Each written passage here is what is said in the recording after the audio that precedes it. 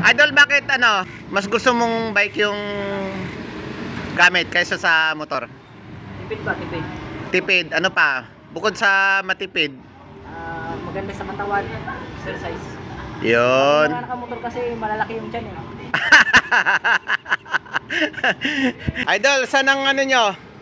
Ang rice nyo? Kaibiyang. Saan? Kaibiyang. Saan lugar yon? Cavite.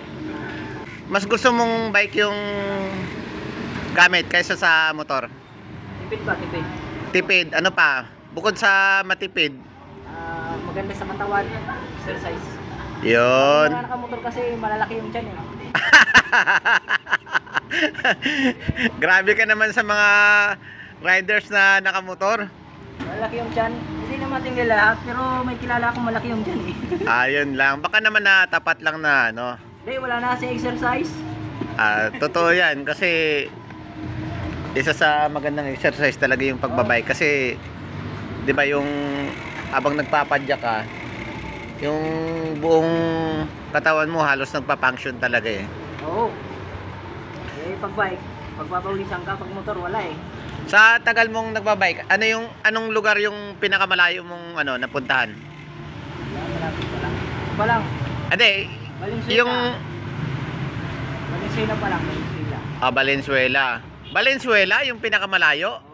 Ngayon, pag narating namin bukas, Kaibiyang na Kaibiyang. Ibig sabihin yung Timberland doon sa San Mateo, malapit lang 'yon. Malapit lang. Sa bagay, taga Antipolo ka pala, no? So ibig sabihin mas mas malapit lang yung San Mateo. So ito yung kauna-unahang rides yung ganyan na medyo malayo. Kaibiyang Tunnel sa Cavite. Cavite. Saan sa Cavite 'yan? Maragondon. Maragondon, Cavite.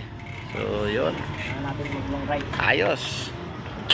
Kondisyon na kondisyon, bagong linis. Pati yung kadena, pati yung hub, bagong palit. Oh, bagong palit. Yun. Tunog. Oh. Wow! Okay, idol, good luck sa rides nyo.